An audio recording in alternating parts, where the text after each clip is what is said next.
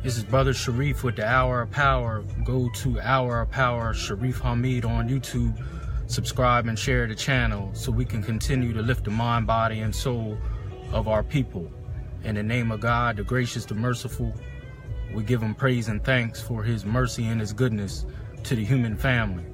If all the trees upon the earth were pens to write with, and if all the oceans were ink, and then another 7 oceans to add to its supply, the writing would still not be enough to explain the glory of God, for he's the exalted, all-powerful, all-wise. We confide in no other in our time of need, and we praise no other in our good fortune. We thank God for the Metu Netter, oracles, scriptures, and writings that came thousands of years before any organized religion in Africa. The Metu Netter. We thank Moses for the Torah, Jesus in the Gospel, and Muhammad ibn Allah with the Quran. I greet you all in words of peace. To my Christian family, praise the Lord. To my Muslim family, assalamu alaikum. To my Hebrew Israelite family, shalom. To my Black conscious family, hotep. And to my people in the streets, what's good to you? It all means peace. So again, this is Brother Sharif with the Hour of Power with a short, but what I think is a much needed conversation tonight entitled, Is it 2018 or is it 1918? Part 2. Is it 2018 or is it 1918? Part 2. We did part 1 the other night, but so many things are going on, and so many more layers are being added to many things that are going on in our community, nationwide and worldwide, that I felt the need to do a part 2 of, is it 2018 or 1918? If we see the many events that's going on nationwide, you wouldn't be able, if you was a Martian, if you was an alien, and you just dropped down anywhere in this country and didn't have any prior knowledge to past events, you wouldn't know whether it's 2018 or 1918. People being kicked out of hotels, mostly restaurants and public dwellings in 2018. Are we serious? People being kicked out of hotels, restaurants, coffee shops, wherever that's supposed to be public for all Americans, and they're getting kicked out. Oh, I forgot. It was just in the last 20 years till they really define what and who an American is. Look it up. If you look at your dictionary, just 20 years ago, they said an American was someone with European descent. No wonder why we get treated the way we do. So they may have changed the language in the dictionary, but the mindset is the same. I'm gonna say it again. It wasn't to just 15, 20 years ago that they actually changed the definition of who and what an American is in the dictionary. It used to say someone of European descent. So no wonder we get treated the way that we do, but nothing has changed. The mindset hasn't changed. Again, I want you to look that up. Webster's Dictionary, Oxford Dictionary. Matter of fact, go on my YouTube channel and you will look at it. It's at the very top. It'll say playlists or something like that. And it'll talk about racism in the dictionary. Just 20 years ago, they changed the definition of who and what an American is. No wonder. Someone with European descent or background. That's who they said an American was. But what we didn't realize was the mindset didn't change, just the wording did. So no wonder we're getting treated the way that we do in 2018. No wonder we can't tell the difference. Now, they done hit an 80-year-old man up with 3 counts of aggravated sexual assault, indecent assault, each sentence carrying 10 years. Talking about Bill Cosby. 3 counts of indecent sexual assault, each count, he could get up to 10 years. Now, I've never really been a big fan of Bill Cosby, but You got to give credit where credit is due. He has donated a lot of money to black colleges. He gave us a different idea of what black families look like with his show, with them being successful. They went overboard a little bit with it, but it was better than the typical of us struggling and being criminals. You know, so he has made contributions to black people. How he got himself in a position with these women, these white women, I don't know. I don't know if he's guilty or not, but where there's smoke, there's fire. How in the hell every time every woman come up, they say you drugged them, whether they white or black? I do not condone taking advantage of any woman, especially not no sisters. But damn, man, every time we hear something about you and these women, it's you drugging them. But he's not the only one, and this is what I wanted to bring up tonight. Not so much to talk so much about Bill Cosby, but the racial disparity in his case. The racial disparity. What about Donald Trump and all these NBC people in their sexual harassment cases? They're not getting a book thrown at them. And since you want to go back in time, because some of these cases were back in the 70s, the way I understand with Bill Cosby. So since you want to go back in time, America, and bring up sexual assault and rape, well, let's do that. Let's do that. I want y'all to get this book or look at this book. It's called A Dark History Down the Street, and it's about the black women, rape, resistance, and the civil rights movement. Black women, rape, and the civil rights movement leading into black history. Not black history, but the Black Power movement.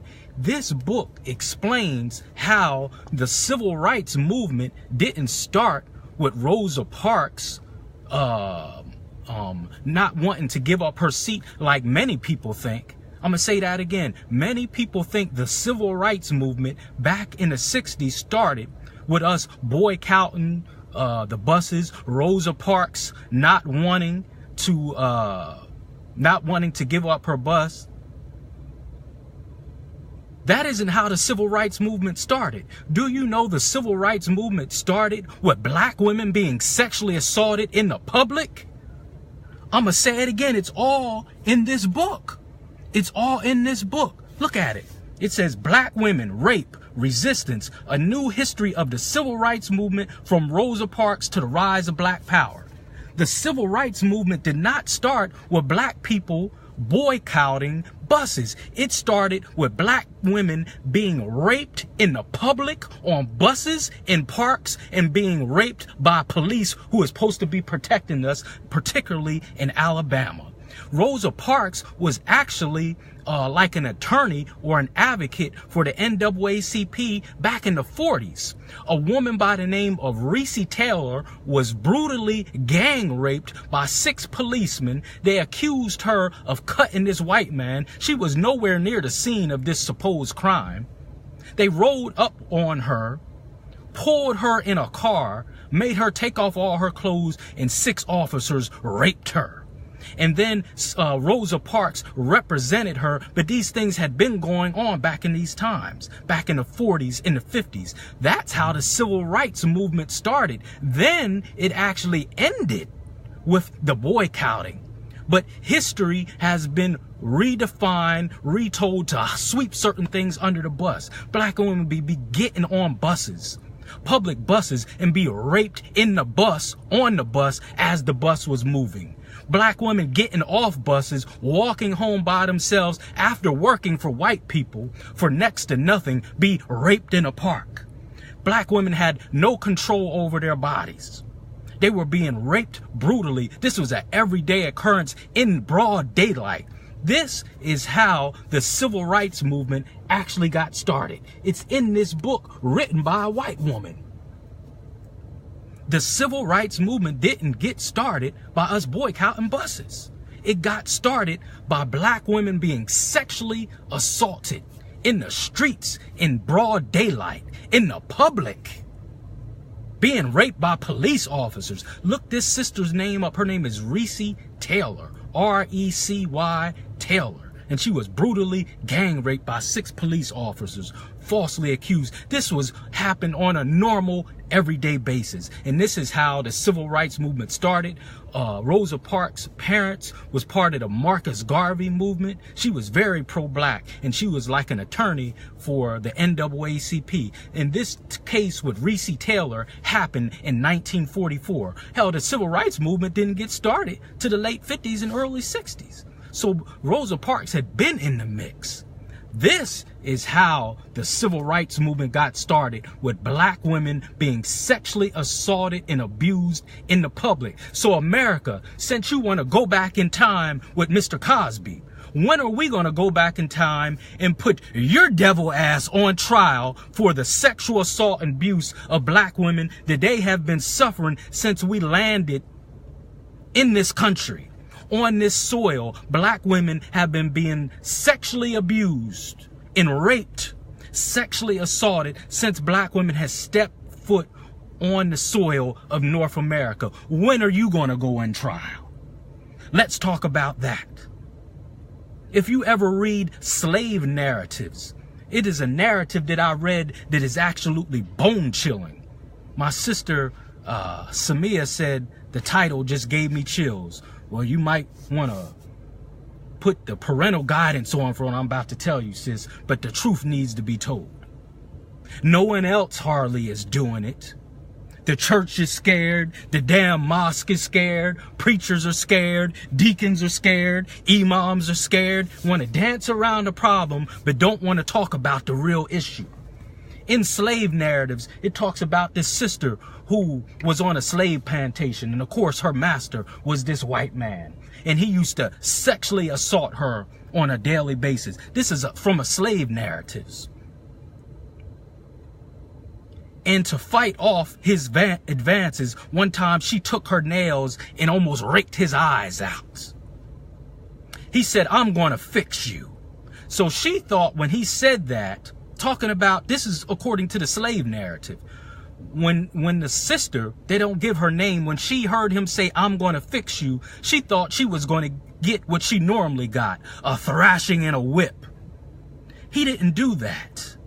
He went and found her son, who was separated from her when they were brought here to the hells of North America, because families were separated all the time. The slave master went and got her son.